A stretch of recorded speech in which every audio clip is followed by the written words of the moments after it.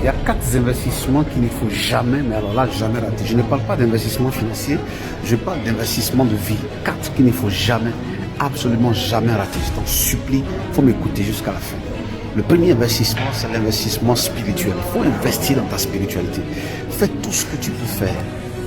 Mais investis dans ta spiritualité. Ton esprit là doit grandir. Ton esprit doit dominer que ton corps et tes émotions. Quelqu'un qui n'est pas spirituel, moi, vous savez, tu peux pas avoir des millions, tu peux pas aller dans des endroits qu'il faut. Et puis tu es flot, tu es vide, tu n'as rien. C'est pas possible, c'est pas bon. Non, il faut investir dans ta spiritualité. Il faut faire tout ce que tu peux faire de positif. Mais il faut croître du dedans vers dehors.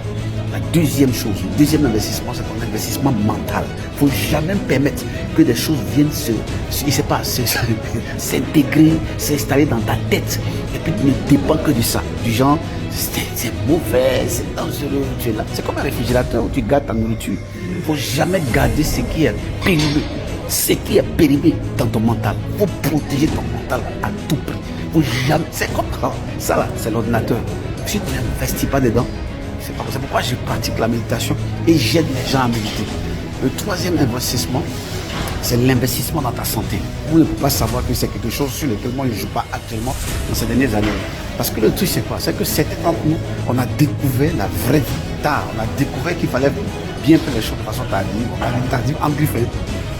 Et on est obligé de rattraper le retard qu'on a perdu.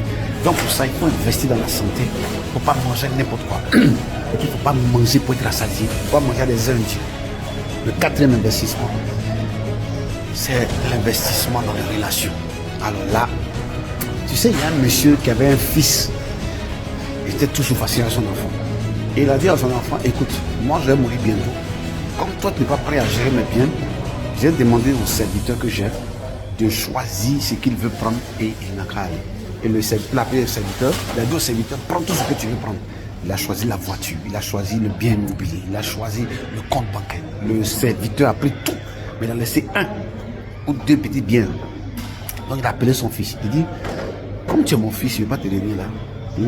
Je vais te prendre quand même. Je vais te demander à ce que tu puisses choisir ce que tu veux. Et puis là, le petit vient dit, bon, tu sais comment je choisis le serviteur. C'est tout. Parce que quand tu prends le serviteur, tu as tout là. Voilà. Je dis ça pourquoi? Parce que c'est le serviteur là qui a l'argent. C'est le serviteur là qui a les voitures. Il faut investir dans tes relations. Mon frère, derrière moi, il y a des gens. Derrière quelqu'un, il y a des gens. Donc il faut investir. Il faut avoir un plan où tu rencontres des gens délibérément chaque jour qui vont t'ouvrir des portes, des fenêtres, des portails entiers. C'est très important. Il ne faut jamais oublier ces 4 investissements. Voilà, c'est ce que je voulais te partager. N'oublie pas de participer toujours à mes masterclass. Et puis, que Dieu te bénisse.